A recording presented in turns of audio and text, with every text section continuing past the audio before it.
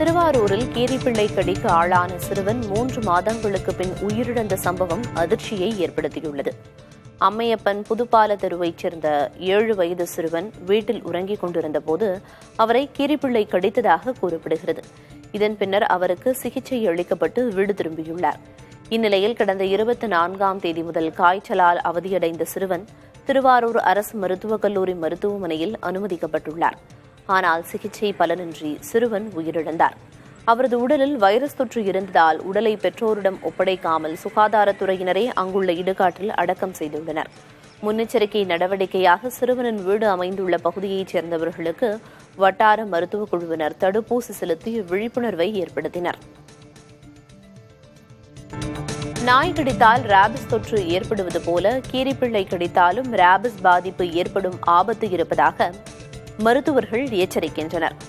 பொதுவாக இந்தியாவில் பதிவாகும் ராபிஸ் நோய்க்கும் 95 விழுக்காடு நாய்களிடமிருந்து பரவும் வைரஸ் காரணமாக இருக்கின்றது என்றாலும் அதற்கடுத்த நிலையில் பூனை, கீரிப்பிள்ளை உள்ளிட்டவை இருப்பதாக அரசு மருத்துவர் ஃபரூக் அப்துல்லா தெரிவித்துள்ளார்.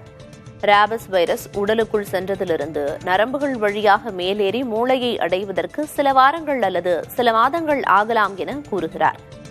திருவாரூரில் உயிரிழந்த சிறுவனுக்கும் கீரிப்பிள்ளை கடியால் ராபிஸ் தொற்று ஏற்பட்டு அதனால் 90 நாட்கள் கழித்து நோய் முற்றி மரணித்திருக்கலாம் என மருத்துவர் ஃபரூக் அப்துல்லா தெரிவித்துள்ளார்.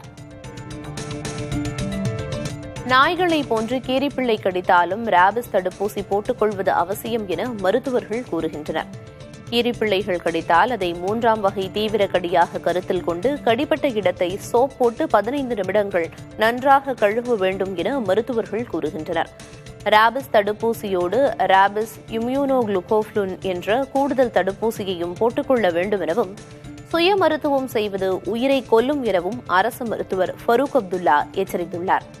நாயோ, பூனையோ அல்லது பிற விலங்குகளோ கடித்தால் உடனே பெற்றோரிடம் கூறுமாறு சொல்லி குழந்தைகளை வளர்க்க வேண்டும் என மருத்துவர்கள் அறிவுறுத்துகின்றனர்.